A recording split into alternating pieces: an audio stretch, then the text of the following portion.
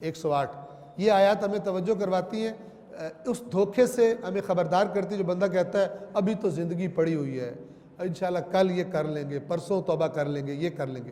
اس دھوکے سے جو شیطان ڈالتا ہے انسان کے ذہن میں، یہ آیات اس سے خبردار کرتی ہیں۔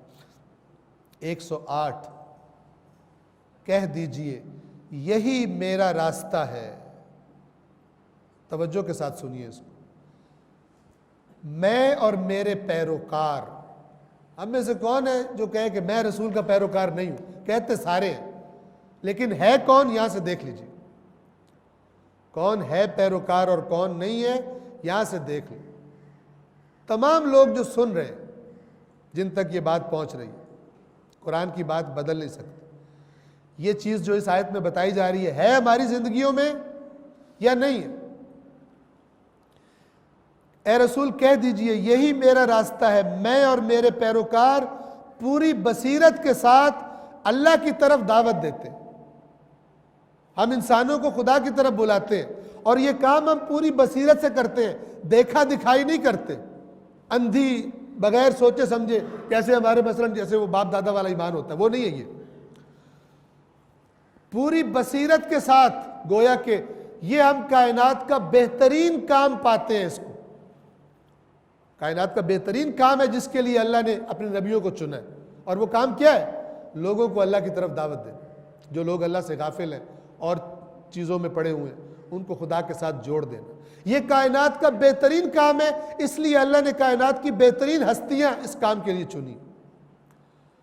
یہ ہے بصیرت۔ تو اللہ کے نبی کو اللہ تعالیٰ فرما رہا ہے ان سب کو بتا دیجئے کہ میں بھی اور جو مجھے فالو کرتے ہیں، جو میرے پیچھے چلتے ہیں، ان کا کام کیا ہے؟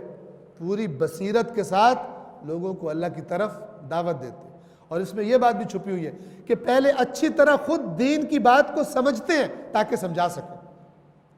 یہ نہیں ہے کہ آگے سے کوئی سوال کرے تو جب جواب نہ ہو تو پھر بدتمیزی پہ آ جائے، پھر اس پہ کہے تیرے اوپر لعنت ہو، تجھے میں نے صحیح بات کی ہے۔ جن کے پاس علم نہیں ہوتا بالعموم وہ بدتمیز اور بد اخلاق ہوتے ہیں۔ آپ دیکھ لیجئے کہ ایک زندیق کے ساتھ امام جعفر صادق علیہ السلام کے بعض اصحاب نے جب اس سے بحث کر رہے تھے تو انہوں نے تھوڑی سختی کی، تو اس نے کہا کہ تم کس کے شاگرد ہو؟ انہوں نے کہا ہم جعفر صادق کے شاگرد ہیں علیہ السلام۔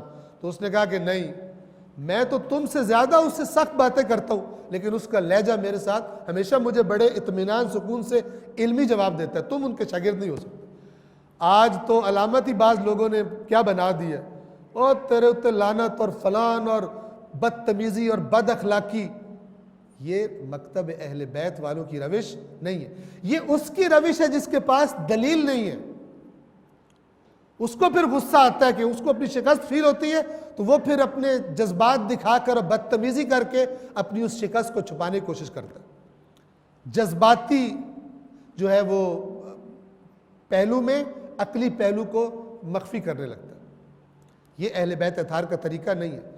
علی بصیرت، یعنی ہم نے خود بھی پوری بصیرت سے اس بات کو سمجھا ہے، اور پھر اسی کی طرف سب کو دعوت بھی ہم دیتے ہیں۔ میں بھی یعنی رسول اللہ بھی صلی اللہ علیہ وآلہ وسلم اور ان کے پیروکار بھی، اور اللہ ہر عیب سے پاک ہے، اور میں شرک کرنے والوں میں سے نہیں ہوں۔